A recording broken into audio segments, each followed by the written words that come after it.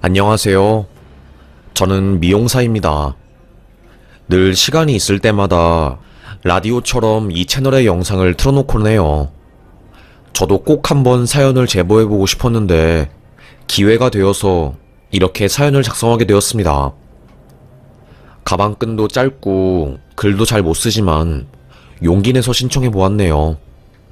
따뜻한 시선으로 이야기 들어주셨으면 좋겠습니다. 전 기억이 안 나는 어린 시절부터 늘 혼자였어요. 엄마는 저를 두고 밖에 놀러갔기 때문에 어린 전 앙앙 울었지요. 옆집 아줌마의 신고로 경찰이 집에 왔던 적도 있었답니다. 젊은 여자가 아이를 낳고 맨날 밖에 나돌아다닌다고 동네 사람들은 엄마 흉을 봤어요. 아빠는 알코올 중독자에 항상 다른 여자를 만나느라 집에 들어오지도 않았답니다. 심지어 저를 보고 네 엄마를 닮아서 못생긴 게 재수없다며 손가락질을 했던 적도 있었어요. 부모님한테도 사랑을 못 받은 저는 항상 의기소침하고 자신감이 없었지요. 거울을 볼 때면 아빠의 말이 떠올라서 고개를 떨구며 눈물을 뚝뚝 흘렸고요. 그렇게 저희 어린 시절과 10대 시절은 고독감과 외로움, 그리고 애정 결핍으로 범벅이 되었답니다. 학교를 제대로 다니지도 못했어요. 매일 옷을 꼬질꼬질하게 입고 어두운 기운이 팍팍 묻어있으니 친구들은 저를 싫어했답니다. 그때는 촌지를 안 주면 학생들을 차별하는 선생님들이 많았어요. 운이 안 좋았던 저는 그런 선생님에 반해 배정되었지요. 선생님이 오히려 왕따 주동을 하더라고요. 급식비도 안 내는 어떤 한 아이 때문에 너네들 먹을 음식이 줄어든다고 하면서요. 당연히 저는 엄청난 욕을 먹고 손가락질을 당했죠. 그때 생긴 대인기피증 때문에 고등학교에 올라가서는 자퇴를 하게 되었답니다. 그때쯤 되니 엄마는 술집에서 일하느라 어린 저를 집에 두고 일 나가셨다는 것을 알게 되었어요. 그게 그렇게 싫더라고요. 난 왜 평범하게 살 수 없는 건지에 대한 생각이 끊이질 않았답니다. 엄마가 그러더라고요. 참을 만큼 참았다. 이제 너도 고등학생이고 네 살 길 알아서 찾아가. 나도 내 인생 살고 싶어. 네 아빠 때문에, 너 때문에 내 인생 발목 잡히고. 엄마라는 사람이 저에게 한 말이었답니다. 그때 당시에는 기술이 최고였어요.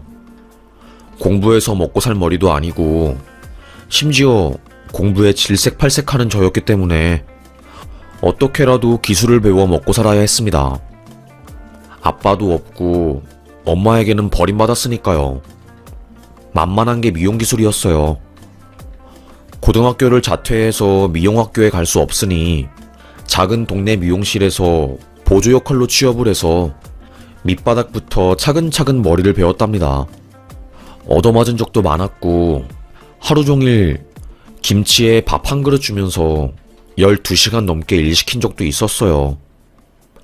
돈도 백도 없는 저는 찍소리 하나 하지 못하고 묵묵히 기술을 배웠죠.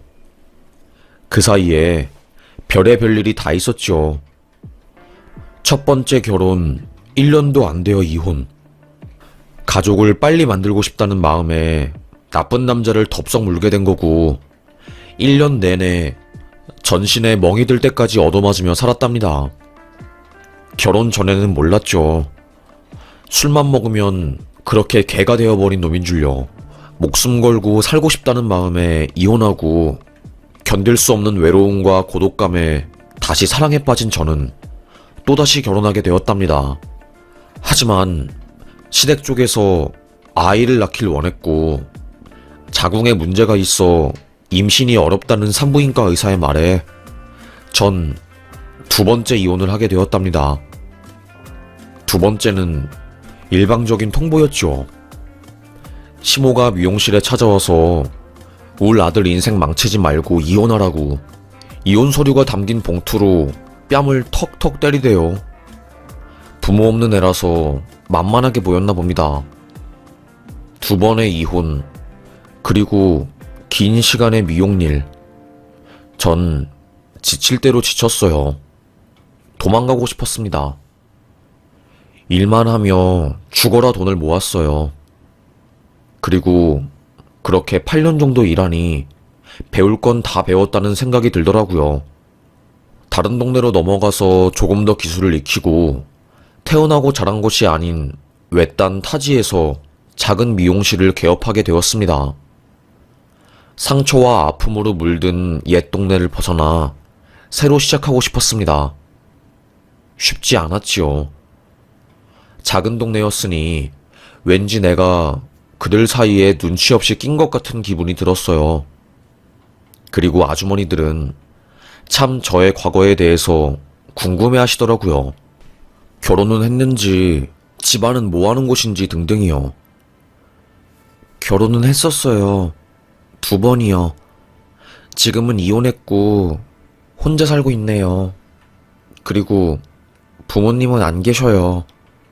엄마는 살아있으신데 연 끊어서 연락 안 한 지 지금 10년이 넘었네요. 솔직하게 마음을 털어놓으니 제 앞에서는 열심히 살았다고 힘들었겠다고 토닥여 주었습니다. 그런데 뒤에서는 소문이란 소문은 다 내셨더라고요. 한순간에 저는 해픈 여자가 되었고 남자를 밝혀 2번이나 이혼한 이상한 여자가 되었죠. 미용실에 간간히 오던 손님들 발길도 뚝 끊기고 저는 돈을 못 버니 맨날 미용실에서 라면 먹으며 손님이 오기를 오매불망 기다렸답니다. 그때 한가한 낮 시간 문이 열리며 위에 달린 종소리가 짤랑짤랑 울리더라고요. 쪽방에서 눈을 붙이고 있던 저는 종소리에 발딱 일어나 손님을 맞이했습니다. 아주 야윈 몸, 툭 치면 날아갈 것 같은 가시고기 같은 체형에 앞머리는 어찌나 길던지 눈을 수더분하게 가렸더라고요. 고개는 푹 숙여서 얼굴은 제대로 보이지도 않았답니다. 어떻게 잘라줄까요? 그냥 짧게 잘라주세요. 눈은 안 보이게. 자리에 앉은 그 학생 머리를 보니 얼마나 오랫동안 머리를 안 감은 건지 비듬에 기름에 궁금하더라고요. 싹둑싹둑 머리를 잘라주며 학생 이렇게 잘생겼는데 왜 머리를 길렀냐고 너무너무 멋있다고 하며 칭찬을 해줬어요. 그때 갑자기 학생이 눈물을 흘리는 겁니다. 고개를 푹 숙인 채 어깨를 들썩였어요. 서러운 아이처럼 우는데 어찌할 바를 몰랐습니다. 무슨 일로 이렇게 마음앓이를 하는지는 모르겠지만 아줌마도 힘들게 살았기 때문에 그 마음 조금 이해할 수 있다고, 여기 미용실 손님도 안 오고 아줌마 혼자 있으니까 힘들 때마다 언제든지 놀러오라며 말해주었어요. 그날 미용값은 안 받았지요. 손에 잔뜩 샴푸랑 에센스랑 이것저것 챙겨주며 나중에 커서 갚으라고 했답니다. 그때 처음 알았죠. 나도 누군가를 도와줄 수 있는 사람이구나. 이상하게 기분이 조금 좋았답니다. 그리고 며칠 뒤 저녁 늦은 밤 황급하게 미용실을 들어오는 한 남자가 소파 뒤로 숨더라고요. 자세히 보니 그 학생이었습니다. 몇 분 뒤 뒤따라온 남자가 두리번거리며 애를 찾더라고요. 저는 쓱 의자로 그 학생을 숨겨줬습니다. 문을 잠근 뒤 학생의 말을 들어보니 가정폭력에 시달려 아빠를 피해 도망친 거라고 하더라고요. 학교에서는 왕따 당하고 그래서 그렇게 머리도 기르고 어둠의 자식처럼 살았던 겁니다. 학생은 그 이후로 미용실에 찾아와 몸을 숨기고 저는 학생을 보듬어줬어요. 밥도 같이 먹고 결국에는 그의 아빠한테 연락해 아이 괴롭히지 마시라고, 애가 집 들어가는 것을 무서워해 미용실에 있는데 내가 알아서 밥 먹일 테니까 때리지 말라고 하며 타협까지 했답니다. 그게 첫 번째 아이였어요. 잊지 못할 민혁이와 저의 만남이었지요. 그게 시작이 되어서 동네에 있는 가출 소년 소녀들과 왕따 당하는 아이들, 돈 없어서 밥 못 먹고 굶는 아이들이 저의 미용실에 찾아왔어요. 배고픈 아이들에게는 라면을 끓여주고 가정에서 폭력을 겪는 아이들에게는 아지트가 되어 주었지요. 다들 사연이 있는 애들이었어요. 제가 뭐라고, 아무것도 아닌 내가 라면 끓여주고 미용실을 내준 것뿐인데 애들이 고맙다고 인사를 전하고 살 것 같다고 마음을 표현하니 우울했던 제 삶도 조금씩 좋아졌습니다. 저를 미워하던 동네 아주머니들도 저에게 마음을 열었어요. 미용실도 안 되는데 왜 그렇게 애들을 받아줘? 걔네들 질 안 좋아. 그러게요. 저 같은 어른이 한 명쯤 있어야 그 애들도 살아갈 수 있는 희망이 있을 것 같아서 괜한 오지랖해 하는 일인데 오히려 제가 행복하네요. 에휴. 제 앞에선 절 한심하다는 눈빛과 세상 물정 잘 모르는 아이 취급하던 아주머니들도 결국 저의 고집과 행동을 이해해 주셨어요. 이따금씩 미용실에 라면이나 음식들을 사주고 가셨으니까요. 어떤 분은 돈 든 봉투도 턱 하고 주고 가셨답니다. 어릴 때 받았던 상처들, 2번의 이혼으로 멍든 마음으로 매일 우울증 약을 달고 살았던 저는 그 녀석들 덕분에 웃으며 미용일을 하게 되었어요. 저의 행동이 소문이 나서 학교 교장 선생님이 찾아와 성금을 건네기도 했고, 동네 경찰서에서 표창장 비슷하게 상을 하나 만들어줘서 건네주기도 했지요. 삶에 의미가 생긴 거였습니다. 외롭고 학교에서 소외된 아이들이 뭉쳐서 서로 친구가 되니까 웃음도 많아졌어요. 아이들은 다시 학교에 들어가서 공부를 한 애들도 있었고, 저에게 미용 기술을 배워 취업한 애들도 있었답니다. 저는 미용 일을 엄청 힘들게 배웠는데 애들한테는 그렇게 알려주기 싫더라고요. 제가 해줄 수 있는 한 다 퍼주고 싶은 엄마의 마음도 들었어요. 고등학교를 무사히 졸업하고 서울로 대학을 간 애들 중에 몇 명은 꽃을 들고 미용실에 찾아오기도 했답니다. 저를 엄마로 부르기도 했어요. 제가 엄마보다 더 좋대나 뭐래나. 하여튼 겉도는 아이들을 배움의 터로 돌려보내 다시 사회의 일원이 될 수 있도록 노력하는 게 꽤나 뿌듯했습니다.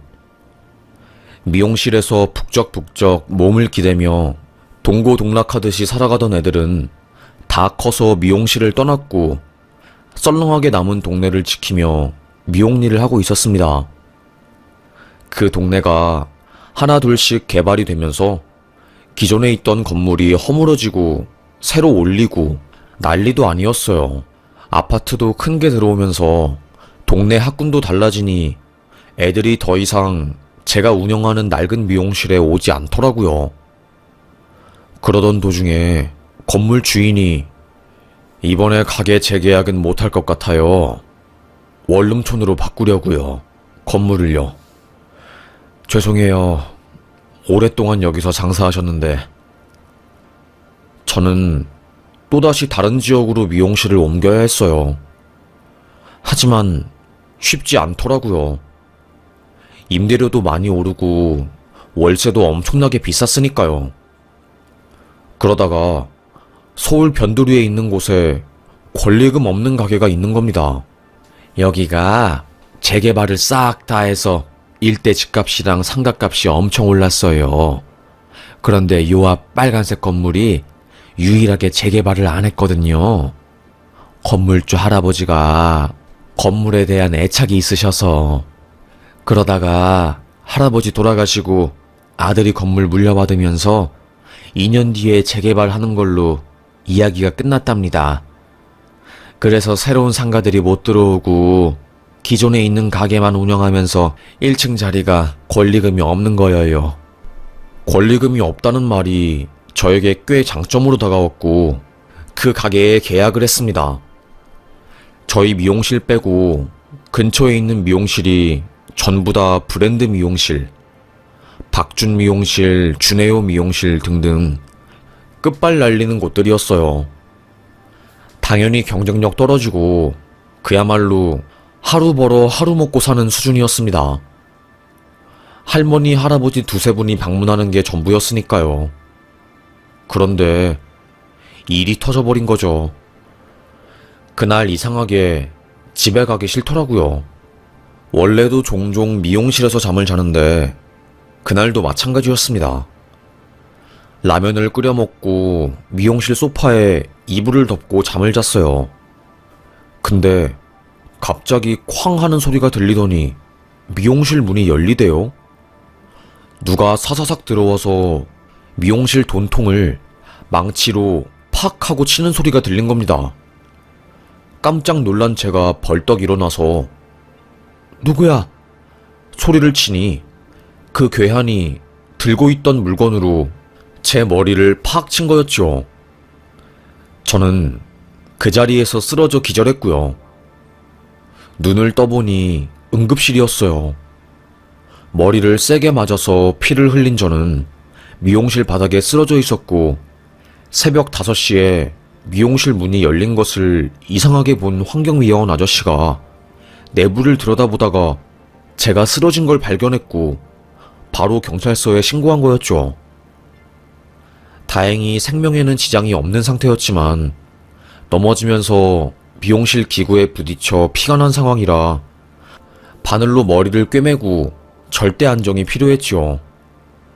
출혈이 심했다고 하더라고요. 조금만 더 늦었으면 피를 많이 흘려서 위험했을 수도 있었다면서요. 내 팔자도 기구하지. 어떻게 이런 일이 생기냐. 에휴. 안 그래도 먹고 살기 힘든데 괴한한테 머리를 얻어맞으니 처지가 비참했습니다. 일반 병실로 옮겨져 천장을 바라보며 누워있을 때 갑자기 누가 찾아왔더라고요. 바로 8년 전에 저희 가게에서 라면 먹으며 동고동락하던 가출 소년 중에 한 명인 아이였습니다. 유도 배워서 용인대 갔다고 들었는데 깜짝 놀랐어요. 어떻게 알고 찾아온 거야? 아주머니, 아유 참, 저 경찰 냈잖아요. 용인대 들어갔다가 시험 봐서 경찰 공무원으로 되어서 구로동에서 근무하고 있었는데 새벽에 강도치상 사건 접수돼서 가봤더니 아줌마가 있어서 얼마나 놀란지 몰라요. 행복동에서는 더 이상 미용실 안 하고 여기 구로로 옮긴 거예요? 제가 거두어 주었던 그 녀석이 경찰이 되었고 우연으로 만나게 된 거였죠.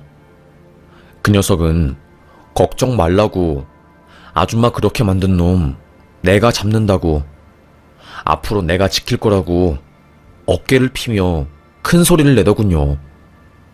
며칠 후 급격하게 표정이 어두워진 채로 병문안을 온 녀석이 저에게 아줌마, 민혁이 기억나요?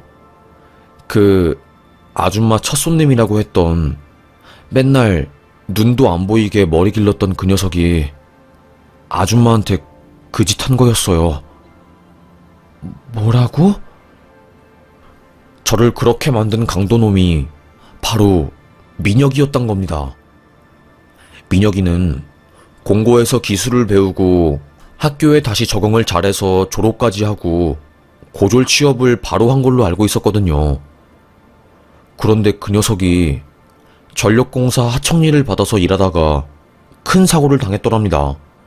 사고로 인해서 8개월간 입원하고 퇴원했지만 남은 것은 잘린 회사, 책임을 회피하는 관계자들, 남겨진 병원빚들 뿐이었다고 하더라고요. 일용직을 하면서 살려고 해도 전기 감전으로 화상 입은 왼쪽 팔 통증 때문에 일을 못하는 상황이니 빚으로 인한 이자만 눈덩이처럼 불어나고 사회생활도 못하니까 골방에서 맨날 소주만 마시며 살았던 것 같더라고요.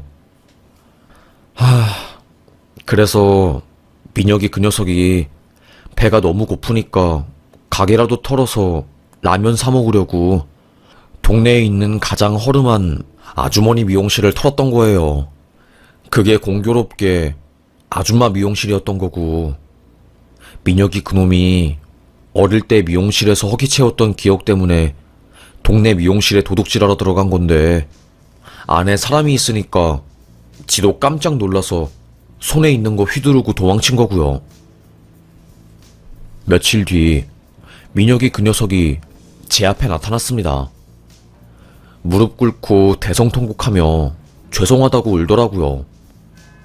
그리고는 자기 죽여달라고, 자기는 살 가치가 없다고, 이미 망한 인생이고 열심히 살아봤자 현실은 냉담하다고, 나 같은 건 죽어야 한다며 난리를 쳤습니다. 병원 사람들이 와서 민혁이를 잡아갔어요. 형사에게 전화해서 고소를 하고 싶지 않다, 가해자를 용서하고 싶다고 말했습니다. 하지만 강도는 반의사 불벌죄에 포함되지 않기 때문에 피해자가 가해자를 용서하더라도 형사처벌을 받게 돼 있다고 하더라고요.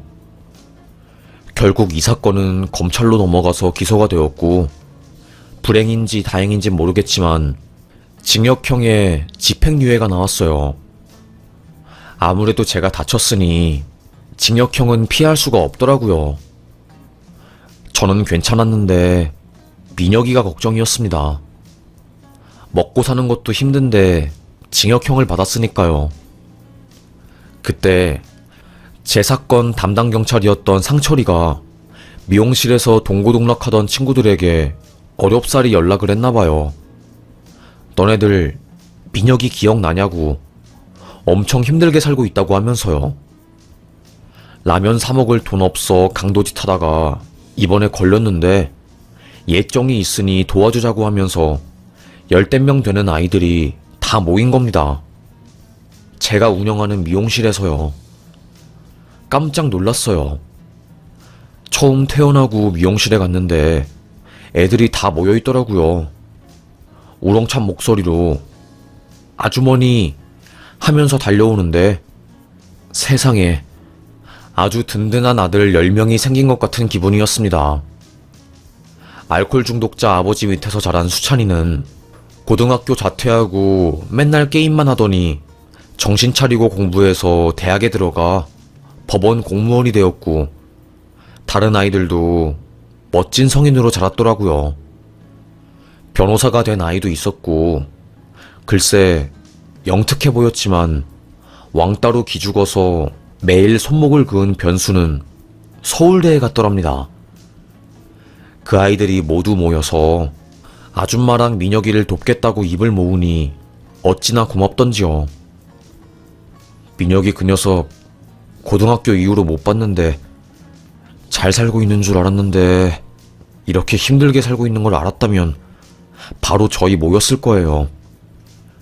맞아요. 저희 미용실에서 다 같은 처지에 라면 먹으면서 버텼잖아요.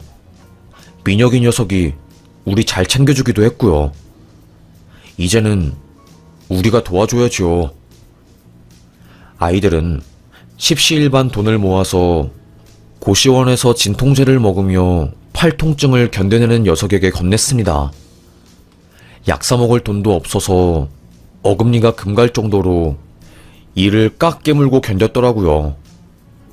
장애자 등록을 하고 싶은데도 불구하고 미묘하게 기준이 안 맞아서 장애자 등록도 못하고 팔 한쪽을 거의 못 쓰다시피 살고, 화상으로 인해서 신경계 교란이 와 간헐적으로 엄청난 고통이 밀려와 경제적 활동을 제대로 할 수도 없었습니다. 변호사가 된 아이는 자기가 사회복지 쪽으로 알아볼 수 있는 게 있으면 알아보겠다고 나서더라고요. 다행히 변호사인 석철이가 나서서 민혁이 직업상 재해 신청 형 민사소송을 대리 진행해 주었고요. 유명 로펌에서 일하는 변호사가 사건을 맡으니 그쪽 회사에서도 부랴부랴 보상금을 마련하고 협의 요청이 왔답니다. 하지만 절대로 협의 안 할 거고 민사까지 끝까지 가서 억울함을 덜어줄 거라고 배짱을 내미니 거기서도 꼬리를 내리더라고요. 책임자 사퇴하고 새로 안전관리 요원 뽑았다고 하면서요. 돈 없고 백 없어 당하기만 했던 민혁이도 억울한 마음을 달랠 수 있었습니다. 그리고 나머지 아이들은 돈을 100만원씩 걷어서 보증금 1000만원짜리 원룸을 마련해 주었어요. 냉장고 작은 거 사서 반찬을 꽉 채워놔 주었고요. 교대로 일주일마다 함께 같이 병원에 가서 진통주사 맞을 순번도 정했고요. 화상 입은 곳에 진통주사를 맞으면 그렇게 아프대요. 혼자 가서 버티기에는 너무나도 힘든 과정이라 늘 혼자 오는 민혁이에게 의사도 놀라움을 표했다는데 이제는 혼자 가지 않아도 되니 참 다행이었답니다. 말수도 없고 사람들 앞에서 감정 표현을 잘 안 하던 민혁이도 미용실에서 동고동락하던 애 친구들이 10년 만에 모여 도와준 사실을 알게 되어 펑펑 울더라고요. 저에게 처음 와서 머리를 잘랐을 때 그때 울었던 것처럼 어린아이같이 서럽게 울었습니다. 용인대 유도학과 나온 아이가 그 큰 덩치로 우는 녀석을 꼭 안아주고 그러다가 본인도 펑펑 눈물을 흘리더라고요.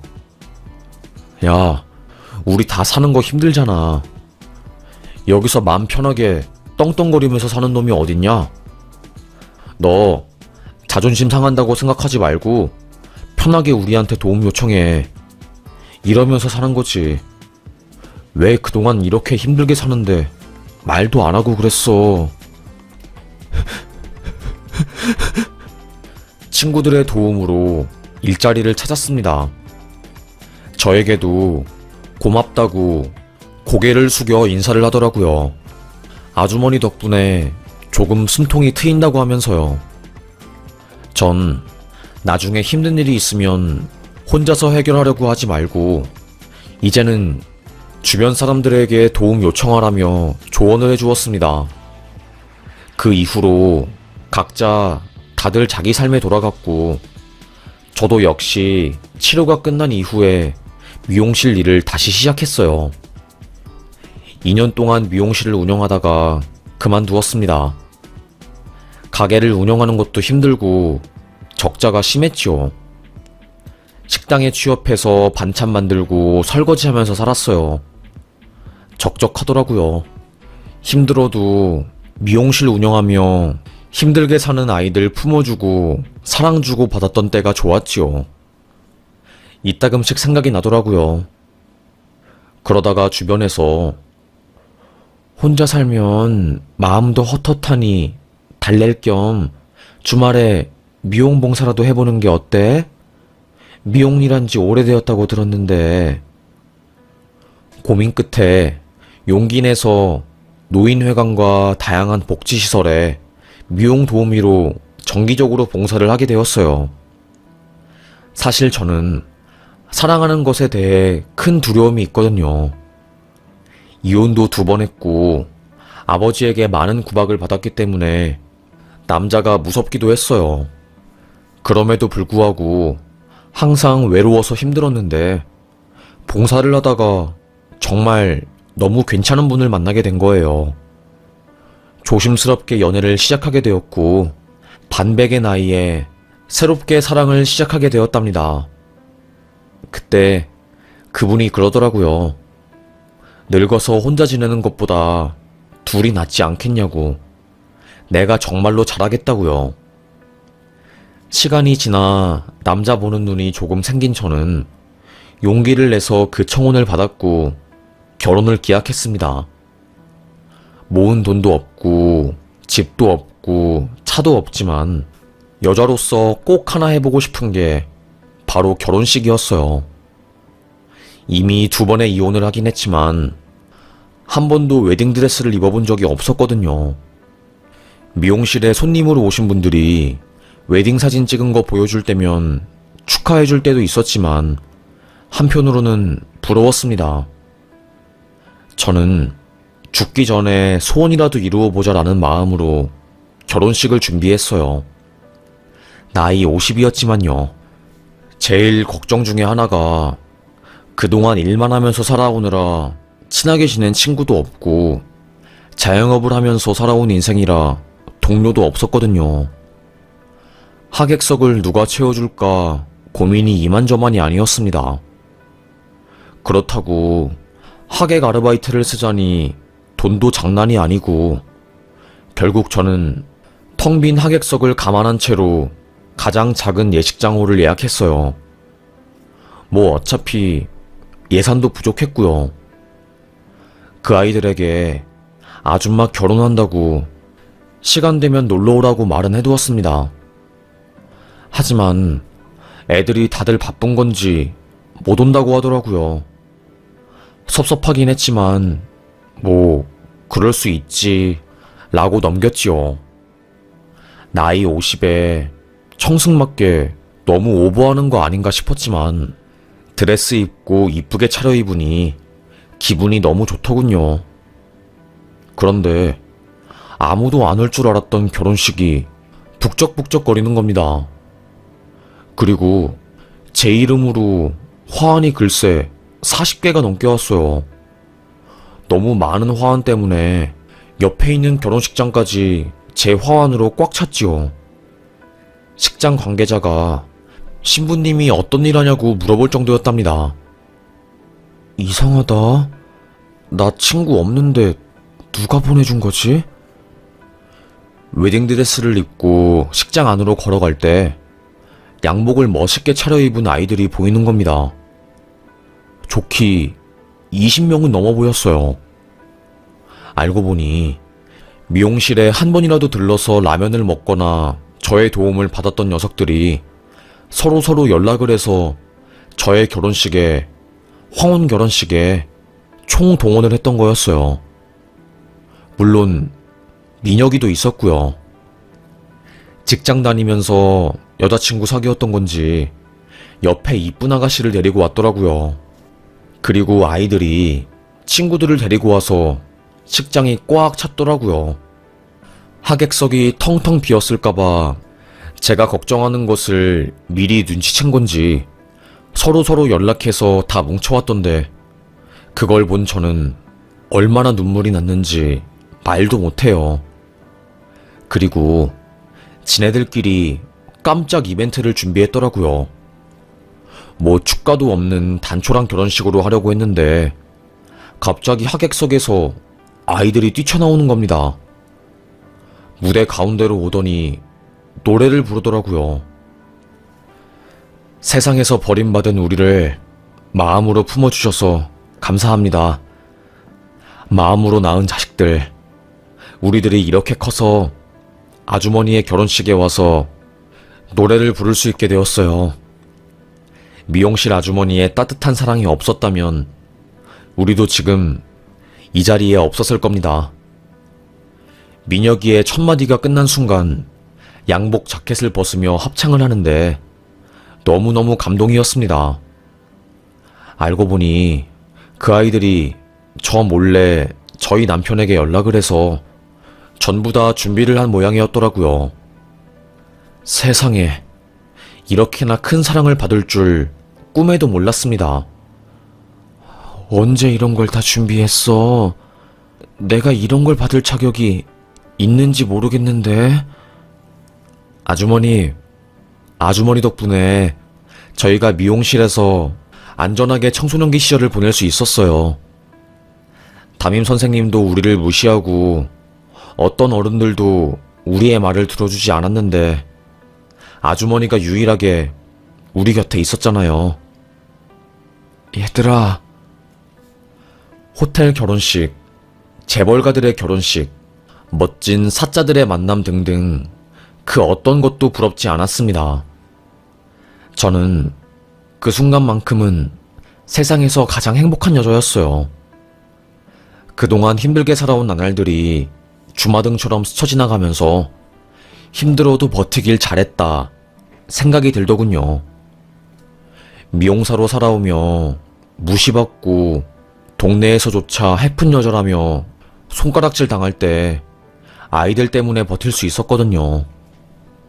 사람들은 너무 분수도 없이 퍼준다며 욕했지만 저는 받은 게 훨씬 많았답니다. 덕분에 썰렁한 결혼식이 사람들로 꽉 차서 행복하게 보낼 수 있었고요. 죽기 전에 웨딩드레스 꼭 한번 입고 싶었는데 이렇게 근사하게 입게 될 줄이야. 남편은 이게 다 제 복이라고 하는데 얼떨떨하네요. 그리고 얼마 전에 좋은 일이 생겼답니다. 주택 청약 당첨되어서 18평 작은 아파트를 저희 부부 명의로 계약했어요. 50평생 집 없는 사람 서러움 잔뜩 느끼면서 살아왔는데 이제 조금씩 제 인생이 풀리기 시작하네요. 말년에 이렇게 인생이 풀릴 줄은 몰랐습니다. 지금도 주말에는 봉사하고 평일에는 일하면서 살고 있어요. 사람들이 무서워서 도망쳤던 어린 날들, 그 두려움을 극복하고 세상에 다가가 손을 뻗으니 세상이 제 손을 잡아주었답니다. 생각한 대로 말하는 대로 되는 인생은 아니지만 노력하고 행동하다 보니 꿈에 그리던 평범한 인생을 살게 되었네요.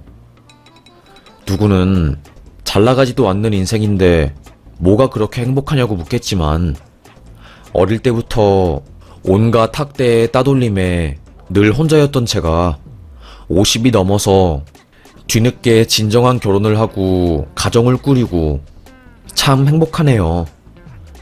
강도에게 피습당해 응급실에서 피를 흘리며 죽을 뻔했던 정말 아찔했던 그 기억. 그 순간이 시작이 되어 오히려 안 좋은 일을 계기로 좋은 일들이 줄줄이 생겼네요.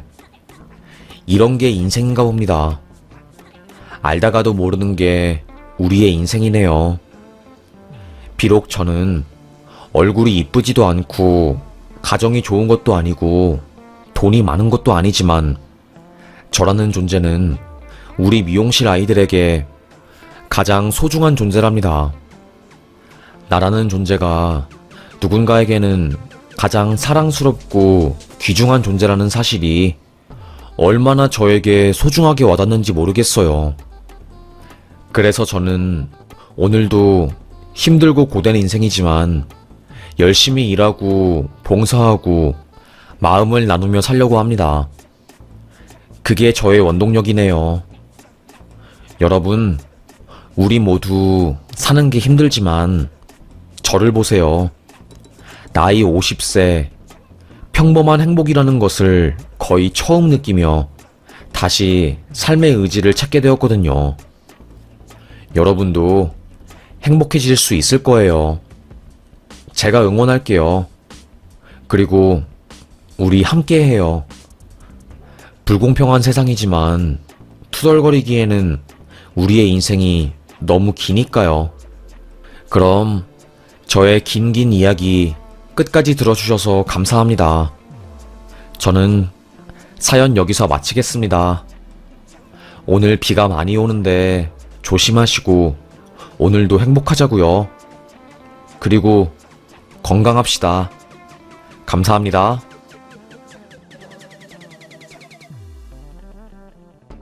안녕하세요. 저는 20여 년 전에 아이를 잃은 엄마입니다. 쉴 새 없이 살다 보니 세월이 이렇게 흘렀네요. 항상 일할 때나 산에 오를 때 라디오처럼 틀어놓은 채널이었는데 이번에는 저의 이야기를 적어보고 싶어서 용기를 내봤습니다. 전 이혼하고 아이를 혼자 키웠어요. 눈에 넣어도 안 아플 아들이 한 명 있었죠. 이 녀석은 어릴 때부터 철이 일찍 들었습니다. 주변 사람들도 어떻게 애를 이렇게 영특하고 똑똑하게 키웠어? 그러게 말이야. 우리 아들은 너무 까불어대서 미칠 지경인데 참. 그러게요. 해준 것도 없는데 이렇게 이쁘고 착하게 자라줘서 저야 고맙지요. 혼자서 공부하고 점잖은 선비처럼 책을 읽으며 시간을 보내는 아들이었어요. 평소에는 과묵하지만 할 말을 할 때면 몹시 진중하게 자기의 의견을 표력하는 아이였습니다. 그래서 학교에서 인기도 무척이나 많았어요. 키도 크고 얼굴도 준수한데 점잖고 할 말 할 때는 딱 부러지게 했으니까요. 중학교 내내 회장을 하다가 고등학교에 올라가게 되었습니다. 그때 당시야만 해도 고등학교 배정이 뺑뺑이로 배정되었거든요. 시험 보고 들어가는 것도 있었지만 운이 안 좋으면 불량배들이 많은 꼴통학교에 배정되기도 하였답니다. 운이 안 좋았던 저의 아들은 그 고등학교에 배정되었어요. 어떻게 하니? 집에서 거리도 멀 텐데. 그리고 거기 애들 질이 안 좋다고 하니까 엄마는 걱정이다. 중학교 담임쌤한테 어떻게 안 되냐고 물어볼까, 엄마가? 됐어. 엄마 괜히 그런 거 물어보지 마. 가서 적응 잘하면 되지. 나는 괜찮아. 하지만 우려하던 일이 터지고야 말았어요. 저는 그때까지만 해도 몰랐거든요. 아들이 힘들게 학교 생활하는지요.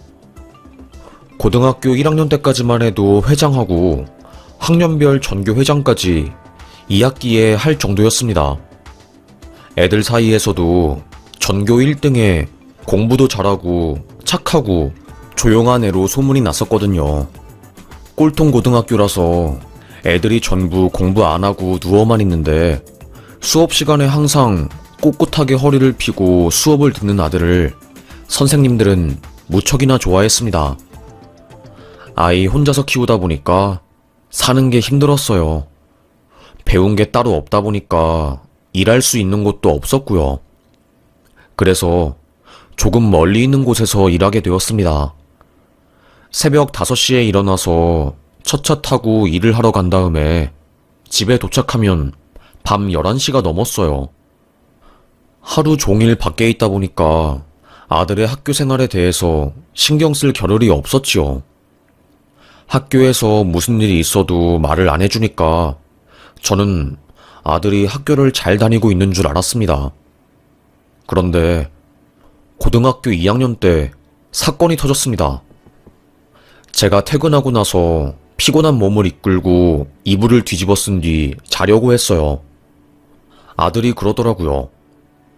엄마, 요즘 힘든 일 없지? 응? 갑자기 왜? 아니, 그냥 엄마 행복했으면 좋겠어서. 저는 그때 당시 아들의 그 말을 별일 아닌 듯이 듣고 넘겼어요. 그게 시그널이었는데 저는 알아차리지 못했던 거였죠. 며칠 뒤 한참 일을 하고 집에 돌아왔는데 밤 11시가 넘는 시간인데도 아들이 집에 없는 겁니다. 이 녀석이 학교 자습실에서 공부하나? 왜 이 시간까지 안 들어오는 거야? 그래도 별 대수롭지 않게 금방 돌아오겠지 하고 잠을 청했어요. 잠깐 악몽을 꿔서 잠에서 깬 후 시간을 보니까 새벽 3시가 넘은 겁니다. 진모야, 진모야. 인기척은 들리지 않았습니다. 아니, 얘가 도대체 어디서 뭘 하는 거야? 미치겠네? 새벽 시간에도 들어오지 않았어요. 불안한 마음에 경찰에 신고했습니다. 경찰은 고등학교에 연락을 취해서 수의실 아저씨에게 자습실을 확인해달라고 했어요. 자습실은 밤 12시까지만 하고 안에는 아무도 없다는 소식을 들은 순간 기분이 쎄했습니다. 아들에게 분명히 무슨 일이 벌어졌다는 것을 느꼈어요. 경찰 팔을 잡고 제발 우리 아들 좀 찾아달라고 했죠. 남자고 고등학생이니까 잠깐 어디서 잠들었겠지요. 너무 걱정하지 마세요. 별일 아닌 것처럼 취급하는 경찰이었습니다. 다음날 학교에도 오지 않은 아이 때문에 학교는 난리가 났습니다. 경찰은 그제서야 조사를 시작하게 되었어요. 학교 끝난 후 아들의 행적을 따라가던 형사가 그러더라고요. 세상에, 건너편에 마을 산동 아파트 3층에서 아드님이 떨어지셨어요. 네? 아니, 그게 무슨 소리예요? 아파트긴 하지만 제일 높은 층이 3층이었고 아드님이 떨어지셨는데 나무에 걸려서 타박상만 입은 것 같네요. CCTV 영상 찍힌 거 보니까 아들이 극단적인 선택을 했다는 겁니다. 처음에는 아파트에서 떨어지려고 했지만 시골에서 높은 건물을 찾는 게 힘들었던 아들은 그나마 높은 곳인 3층에서 떨어졌던 거였어요. 중간에 나무에 몸이 걸려서 한번 튕겨서 바닥에 떨어진 거고, 아들은 다리에 피를 흘리며 다른 곳으로 갔어요. 그런데 형사가 CCTV와 동선을 추적해보니 아들 녀석이 바다 쪽으로 걸어간 걸 알게 된 겁니다. 진모야, 대체 이게 무슨 일이야? 아니, 그렇게 공부도 곧잘하던 녀석이. 담임 선생님까지 나와서 그 일대를 수색했어요.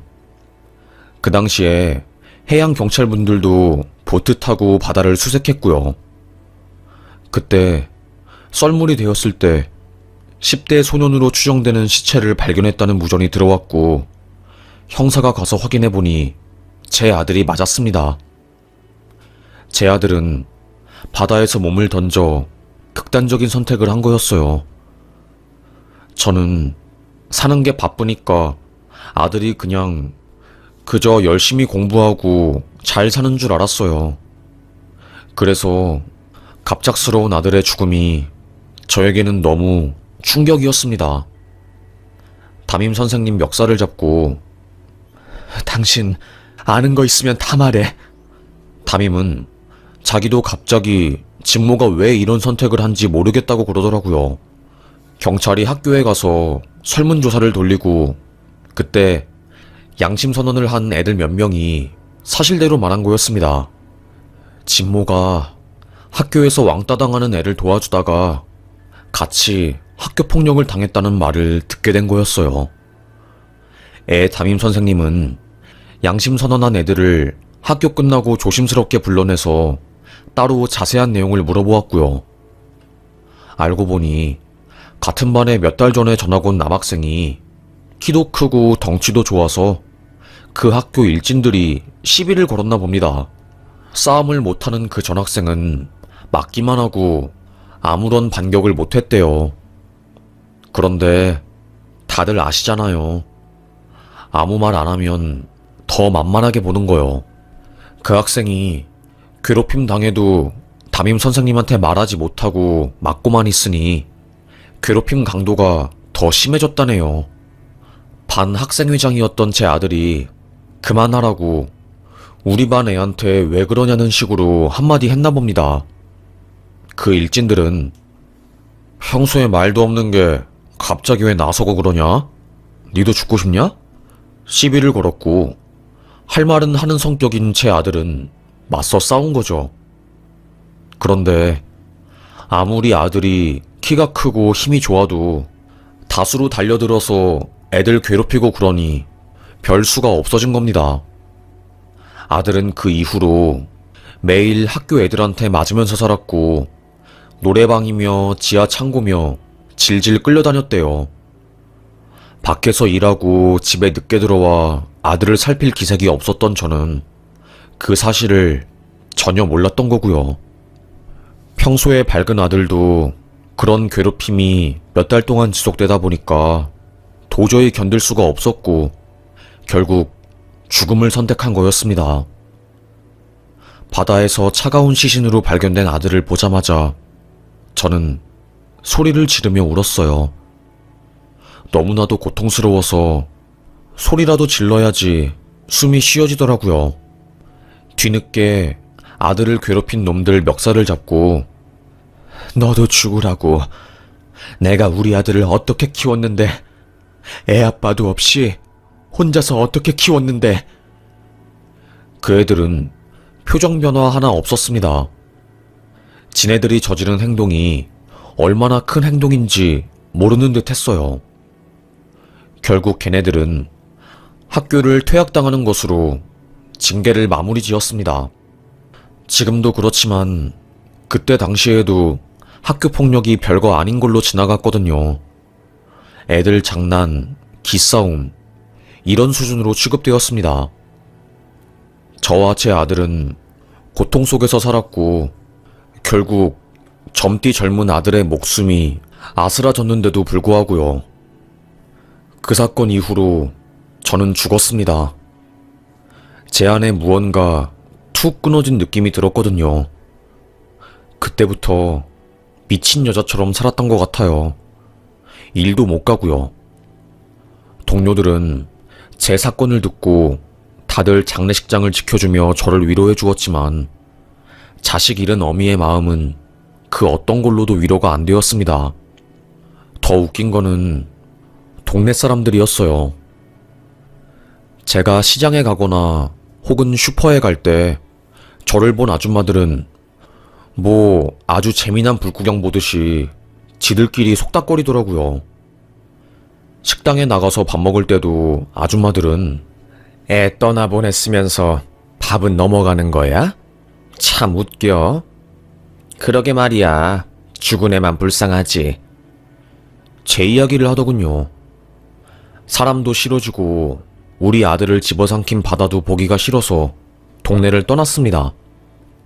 아무도 저를 모르는 곳으로 가고 싶었어요. 강원도로 갔습니다. 그곳에서 식당 일을 전전하면서 먹고 살았습니다. 어쩌다 보니 사장님이 저의 사정을 알게 되었고 딱하다고 하면서 저를 잘 챙겨줬어요. 집에 있으면 안 좋은 생각하고 우울해지니까 일 안 하는 주말에는 자기 따라서 산이나 타러 가자고 하면서요. 신기하게 산에 가서 약초를 캐고 사장님 따라서 삶을 찾아다니면 그 순간만큼은 아들에 대한 생각을 지울 수 있었습니다. 그렇게 1년, 2년 따라다니면서 약초를 캐고 다니니 저도 웬만한 약초꾼들처럼 식물에 대해 박학다식한 사람이 되었지요. 아들이 죽은 이후로 사람 만나는 게 너무나도 힘들었던 저는 사장님에게 말씀드렸습니다. 그동안 저 받아주셔서 감사합니다. 식당 일 돕는 것도 저에게는 버거웠나 봐요. 손님들 마주할 때마다 마음이 너무 힘들어서 이제는 다른 일 하려고요.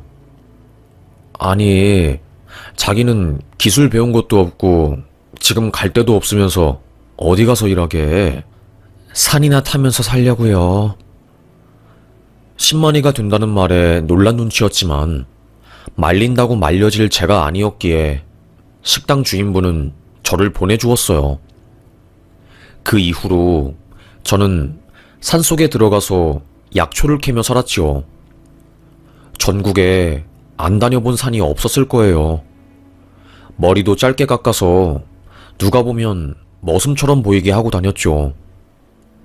산에 다니면 위험한 일도 많고 대부분 같이 일하는 사람들이 남자라서 안전하게 남자처럼 다니는 게 마음이 편했거든요.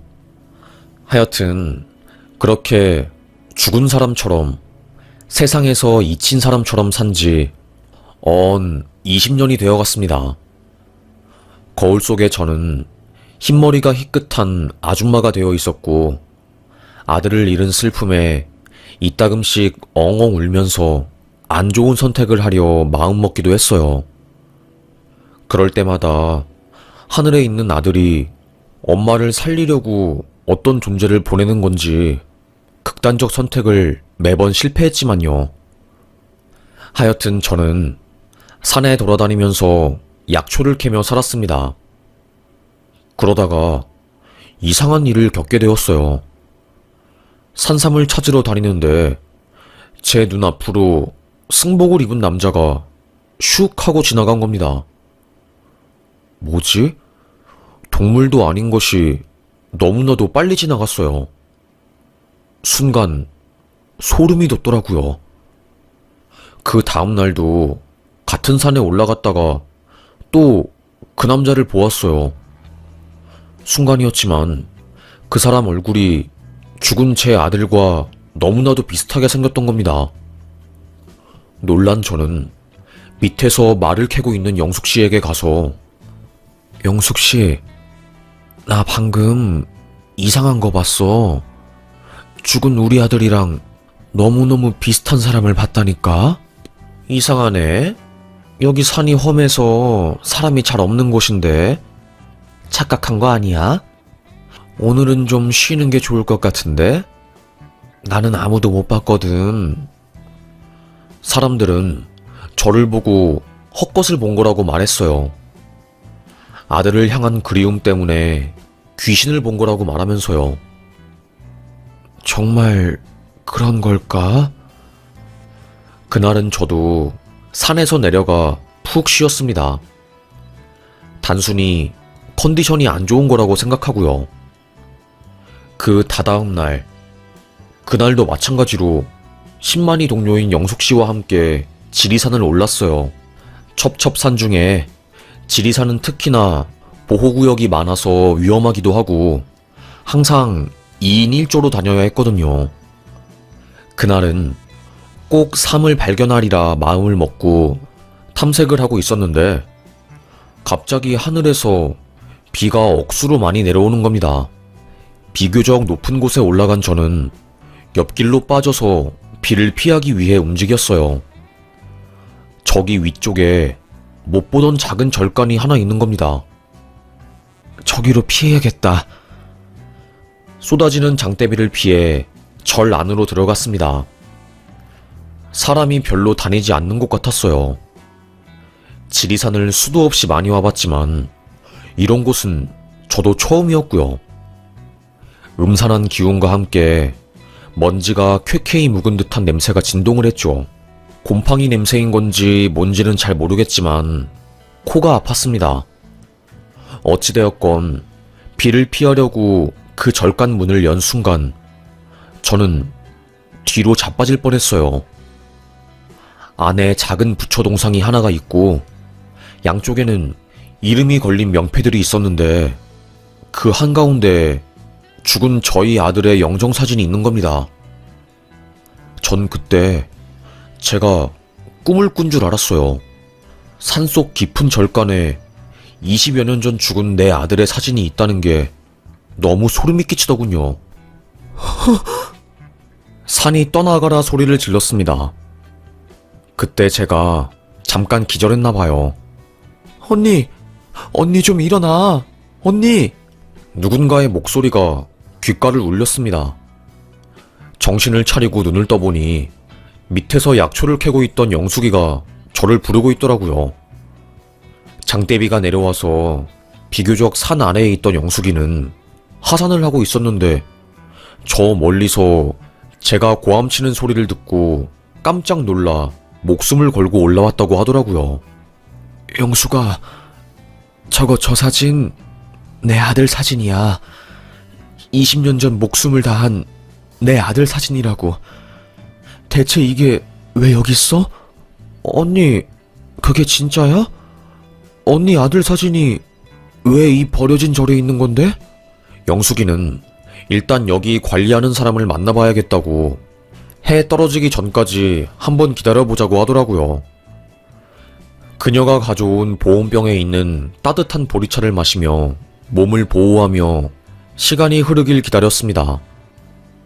비가 그친 후 소쩍새가 슬피 울고 참새들이 짹짹거리는 고요한 산 가운데서 드디어 사람의 인기척이 들리더라고요. 저 멀리서 제가 전에 본 그 사찰옷을 입은 한 남자가 걸어오는 겁니다. 밀짚 모자를 푹 눌러 쓰고 얼굴을 가린 채 지팡이를 집으며 산을 타더라고요. 그 남자가 절간 쪽으로 왔을 때 제가 뒷마당에서 벌떡 일어나 저기요! 소리를 치면서 그 남자에게 간 순간 그 스님이 기겁을 하면서 뒤로 자빠진 겁니다. 마치 봐서는 안 될 사람을 본 것처럼 경기를 일으키며 뒤로 넘어졌어요. 놀란 저와 영숙이는 그 스님을 데리고 절간 안으로 데려왔어요. 시간이 지나자 정신을 차린 그 사람이 일어나더라고요. 묘하게 저희 아들과 닮은 얼굴이었습니다. 저는 여기서 삼이랑 약초를 캐는 신만이입니다. 장대비를 피하려고 절간에 잠시 몸을 피했는데 어떻게 저희 아들 영정사진이 여기 걸려있는 건지 너무 이상해서요. 그래서 기다렸습니다. 그 남자는 고개를 푹 숙이더라고요. 어떻게 이렇게 만나죠? 네? 제가 진모 친구예요. 20년 전 진모가 왕따 당하는 제 편을 들어주다가 그 학교 일진들이 저 대신 진모를 괴롭힌 거고, 그것 때문에 진모가 죽었잖아요. 제가 그 왕따 당한 현수예요. 현수. 놀랐습니다. 그 남자 말이 맞았어요. 현수라는 아이가 왕따를 심하게 당하고 있었고, 그거를 막는다고 제 아들이 일진 애들한테 한마디 하다가 비참한 죽음을 맞이했거든요. 현수는 아들이 죽은 이후에 충격에 빠져서 학교도 나오지 않고 아들의 장례식에 오지도 않았답니다. 그래서 전 그 아이의 얼굴을 몰랐어요.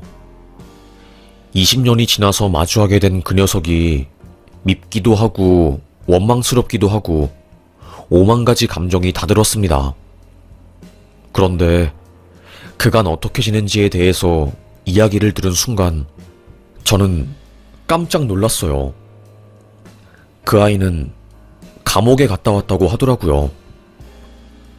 전교생 애들이 제가 학교폭력을 당하는 것을 외면하고 있을 때 유일하게 제 편을 들어준 사람이 진모였어요. 진모 때문에 제가 산 건데 진모는 저 때문에 죽었으니까 그 이후로 죄책감 때문에 살 수가 없더라고요. 숨도 안 쉬어지고. 그래서 자퇴하고 3년 동안 집에만 박혀서 미친 사람처럼 지내다가 그래서 술을 진탕 마시고 자기를 괴롭힌, 그러니까 제 아들을 죽게 만든 일진들을 찾아간 모양입니다. 그 중에서 가장 심하게 괴롭히고 우두머리 노릇을 한 놈의 복부를 흉기로 찌른 거고, 죽일 마음은 없었지만 출혈이 너무 심해서 결국 그 아이가 죽었다고 하더라고요. 학교폭력 피해자에서 한순간에 살인사건 가해자로 처지가 변한 그 녀석은 감옥에 가게 되었다고 합니다. 다행히 1심에서 무기징역 구형을 받았다가 국민참여재판이랑 항소를 통해서 징역 8년을 선고받았고 복역을 한 뒤에 출소했다고 하더라고요. 그 이후에도 진모가 죽은 것 때문에 죄책감이 심했고 너무나도 고통스러워서 사회생활을 하지 못하다가 결국 산속으로 들어온 거였답니다. 절에서 몇 년 살면서 절 공부를 하다가 그곳에서 나와서 지리산에 들어온 거고요. 지리산에서 방치된 절간을 관리하면서 죽은 제 아들의 명복을 빌기 위해 사진을 구해서 계속 절을 하고 기도를 했던 겁니다. 진모가 죽었음에도 불구하고 반성도 없이 유유자적하게 사는 가해자들을 도저히 용서하지 못했던 현수는 저 대신에 그 녀석들에게 복수를 한 거였죠. 그리고 출소를 한 뒤에 산에 들어와 조용히 살고 있었던 겁니다. 저도 그렇고 그 녀석도 그렇고 그 사건 이후로 바다가 너무나도 싫었다고 하네요. 그 아이는 밥도 제대로 못 먹고 살이 쪽 빠진 상태에서 산에서 나는 것들로만 허기를 채우고 나머지 시간은 다 저희 아들을 위해 절을 하거나 기도를 하거나 공부하는 시간으로 보냈더라고요. 손을 꼭 잡아줬습니다. 이제는 마음 편하게 살아도 돼. 아줌마는 너를 원망하거나 그러지 않아. 누군가는 꼭 나서서 바로잡아야 하는 일이었고 주변에 도와주는 어른이 없으니 내 아들이 나섰다가 그렇게 된 것일 뿐이야. 그러니 이제는 너 자신을 혹사시키고 고통스럽게 만들지 않아도 된단다. 아주머니, 너무너무 늦었지만 죄송해요. 그때는 제가 용기가 없어서 진모의 장례식장에 가지 못했어요. 진모한테 미안하고 아주머니한테도 죄송해요. 20년간 애써 숨기고 외면하려던 감정이 올라오면서 그 아이와 저, 그리고 그 모습을 지켜본 동료도 엉엉 울면서 눈물바다가 되었네요. 참 힘들었거든요. 죽은 아들을 가슴에 품고 사는 게 쉬운 일은 아니더라고요. 그날 그 녀석의 손을 잡고 산을 내려왔습니다. 근처에 사는 영숙이의 집을 빌려서 저는 아들에게 해주는 밥이라는 생각으로 따뜻한 밥을 한 그릇 지어주었어요. 죄책감 가지지 말라고, 너는 할 수 있는 모든 것을 다한 아이라고 하면서 토닥여 주었지요. 앞으로 밥도 잘 먹고 잠도 잘 자야 한다고요. 약속을 했습니다. 우리 둘 다 힘들지만 죽지 않고 반드시 살아내기로요. 우연히 만났지만 약속하고 만난 것처럼 저희는 수많은 이야기를 꺼냈네요. 다시 절에 데려다 주면서 꼭 다시 보기로 약속하고 건강하게 살기로 기약했답니다. 이상하게 그 이후로 속이 후련해지더라고요. 더 이상 사람 만나는 게 두렵지도 않았고요. 그래서 외롭고 고독한 10만이 일을 그만두고 저는 다시 식당 일을 하기로 했습니다. 사람들 사이에 부대껴서 사는 게 좋더라고요. 적어도 외롭지는 않았으니까요.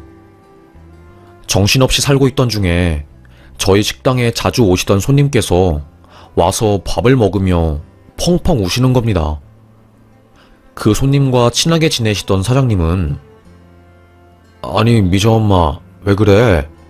무슨 일인데 그렇게 울어? 한동안 안 오더니 그간 무슨 일이 있었던 거야? 우리 미자 불쌍해서 어떡해? 알고 보니 그 손님 딸인 미자가 극단적인 선택을 한 겁니다. 그것도 학교 폭력 때문에요. 중학교 3학년인 미자가 학교에서 잘 나가는 남자랑 사귀었다는 이유로 그 학교 일진들이 미자를 심하게 괴롭혔나봐요. 안 좋은 소문도 내고요. 결국 참다 못한 그 아이가 옥상에서 떨어져 죽었고 그게 뉴스에 나면서 교육부가 발칵 뒤집혔죠. 가해자들은 미성년자라서 아무런 처벌을 받지 않았고 그게 큰 공분을 사서 난리가 난 사건이 있었다고 하더라고요. 그 이야기를 들은 저는 조심스럽게 다가가서 제가 겪은 이야기를 해주었습니다. 우리 아들도 그렇게 죽었다고. 20년 전에는 더 심했고 말도 못하게 애들을 괴롭혔다고. 너무 힘들고 아프지만 시간이 해결해주니 조금만 더 버텨보라고 하며 손을 잡아주었습니다. 그때 바보처럼 또 펑펑 울었어요. 그 이후로 그 손님은 식당에 뜨문뜨문 오더니 1년 정도 지났을 때 다시 얼굴을 보였습니다. 전보다는 얼굴 표정이 좋아 보였어요. 반가운 마음에 요즘 어떻게 지냈어요? 마음은 좀 괜찮아요? 버틸만 해요? 다행히 모임을 나간 이후로 마음이 좀 괜찮아졌어요. 학교폭력 근절협회가 있더라고요. 어떤 분이 저에게 손을 내밀어줘서 그 안에 들어가서 활동도 하고 같은 아픔을 겪은 사람들과 함께 이야기를 공유하다 보니까 버틸만 하네요. 라고 하면서 저에게 단체 활동 사진을 보여준 순간 깜짝 놀랐습니다. 거기 단체에서 대표로 활동하고 있는 사람이 바로 2년 전에 절에서 우연히 만난 그 스님, 저희 아들을 위해서 기도를 해주며 살았던 아들의 친구였어요. 사는 게 바빠서 10만 일을 그만둔 이후로 지리산 사찰을 한 번도 못 갔는데 그 사이에 그 녀석은 사회로 나와서 학교폭력 근절협회를 만들어 살고 있었더라고요. 49제를 위해서 그 절에 명패를 걸고 기도를 해주는 대가로 받은 돈들을 모아서 협회를 설립한 거고 활발하게 활동하고 있는 모양이더라고요. 아무래도 본인도 학교폭력 때문에 너무나도 힘든 시간을 보냈었고, 시간이 지나도 아픔이 잊히지 않아서 누구보다 그 피해자들의 마음을 잘 아니까 저를 만난 이후로 용기를 내서 그런 협회를 설립해 건강하게 활동하고 있는 거였습니다. 미자 엄마와 함께 저는 모임에 가게 되었고, 거기서 그분과 두 번째 만남을 하게 되었네요. 처음 절에서 봤을 때는 다음날에 죽어도 이상하지 않을 정도로 삐쩍 마르고 안색이 안 좋아 보였는데, 그래도 그 사이에 마음 정리를 잘 하고 건강해진 것 같았습니다. 그때 보고 이후에 한 번도 못 만났는데 이렇게 좋은 활동을 하고 있다니 아줌마가 너무 뿌듯하네. 덕분에 제가 죄책감을 조금이나마 벗고 다시 사회에 들어와서 활동하게 되었어요. 다시는 저 같은 피해자, 진모 같은 사건이 없게 해야지요. 아직 갈 길이 멀어요. 그러게 말이다. 아직도 이런 일이 계속 벌어지는 거 보니 멀었어. 저는 그 이후로 식당에서 버는 돈의 일부를 그 모임에 기부를 했답니다. 제발 대한민국에서 학교폭력 때문에 너무나도 이쁘고 찬란한 아이들이 죽는 일이 더 이상 없었으면 하는 마음이었거든요. 그렇게 저는 틈틈이 그 모임을 하면서 많은 아이들을 도와주고, 더 나아가서 상담사 자격증도 취득하여 학교 안에 있는 위클래스 외부 상담 초청 강사로 활동하기도 했답니다. 저희 아들이 죽은 지 딱 23주년이 되던 날, 제 앞으로 편지가 하나 왔어요. 이게 뭐지? 하고 조심스럽게 뜯어보았답니다. 그 안에는 고사리 손으로 적어간 삐뚤빼뚤한 글씨가 보이더라고요. 아주머니 감사합니다. 괴롭힘 당하던 저의 유일한 친구가 되어주시고, 부모님도 제 편을 안 들어주셨는데 아주머니만 유일하게 저의 편이 되어주셨어요. 그 마음이 얼마나 고마웠는지 몰라요. 몇 년 전에 왕따로 인해서 안 좋은 생각을 하는 아이에게 상담을 해주고 함께 등교해주고 하교해주는 봉사를 했었는데, 그때 그 도움을 받은 아이가 저에게 편지를 쓴 거였어요. 근 몇 년간 이런 봉사를 하면서 이런 편지를 받은 적이 한 번도 없었는데 참 고맙기도 하고 찡하더라고요. 게다가 그 편지를 받은 날이 저희 아들 기일이었기 때문에 마음이 더 몽글몽글했었나봐요. 아들의 유골함을 쓰다듬으면서, 아들아, 너에게 가는 길은 두 가지 길이 있단다. 한 가지 길은 지름길이고 한 가지 길은 빙빙 돌아가는 길이야. 하지만 네가 못다한 길을 엄마는 조금 더 걷고자 이 길을 택했어. 나중에 시간이 많이 흘러서 너를 다시 보았을 때 이런 일을 하느라 늦었다고 말할게. 엄마 오늘 한 학생을 살렸다? 너처럼 힘들어하는 학생이었나 봐. 고맙다고 편지가 왔네. 엄마 이렇게 여기서 열심히 살고 있으니까 왜 이렇게 늦게 오냐고 재촉하지 말고 우리 아들. 하늘에서 행복하게 잘 있어. 엄마는 우리 아들 같은 아이들 몇 명 더 살리고 더 도움 주고 그러다가 우리 아들한테 갈 거니까. 알겠지? 눈물을 삼키며 아들에게 말을 한 뒤 인사를 하고 집에 갔네요. 섭섭하게도 그간 23년 동안 한 번도 제 꿈에 안 나온 아들 녀석이 그날 밤에 제 꿈에 나왔답니다. 발인할 때 꿈에 나왔는데, 그때는 아들이 펑펑 울면서 아무 말도 하지 않고 저를 쳐다보기만 했거든요. 손을 뻗어서 아들을 잡으려고 해도 아들은 점점 멀어져 갔고요. 그것을 마지막으로 꿈으로 한 번도 아들을 보지 못했는데, 그날 밤에 제 꿈에 나온 아들은 환한 미소를 짓고 있었답니다. 그리고는 저를 꼭 안아주었는데 바보처럼 눈물이 나더라고요. 이쯤 되면 아들을 놓아줄 법도 한데 가지 말라고 꿈속에서 소리쳤답니다. 눈이 번쩍 떠지고 꿈이란 것을 안 순간 참 슬프면서도 그래도 마음이 후련하더라고요. 우리 아들이 잘 살고 있구나 싶어서요. 그래도 아들의 웃는 모습을 보았으니 슬퍼하지 않고 잘 살아보려고요. 지금껏 해왔던 것처럼 저도 아들의 친구인 그 녀석과 함께 학교폭력 근절 활동을 열심히 해보려고 합니다. 제가 할 수 있는 것은 다 해보고 가야지요. 그리고 먼 훗날 아이를 다시 만나게 되면 그때 다 이야기해 주려고요. 그간 어떻게 살았는지에 대해서요. 그리고 미안하다고도 꼭 말해줄 겁니다. 사는 게 바빠서 너를 신경 쓰지 못했다고 엄마를 용서해달라고요. 마음 넓은 아들은 저를 이해해 줄 거라고 믿어요. 글을 쓰다 보니까 많이 길어졌네요. 요 며칠 전에 씁쓸한 뉴스 몇 개를 보고 마음이 아파서 글을 적어야지 생각을 했는데 막상 적다 보니 많이 길어졌네요. 글솜씨도 없고 그래서 최대한 솔직하게 그리고 투박하게 있는 그대로의 제 이야기를 해보았네요.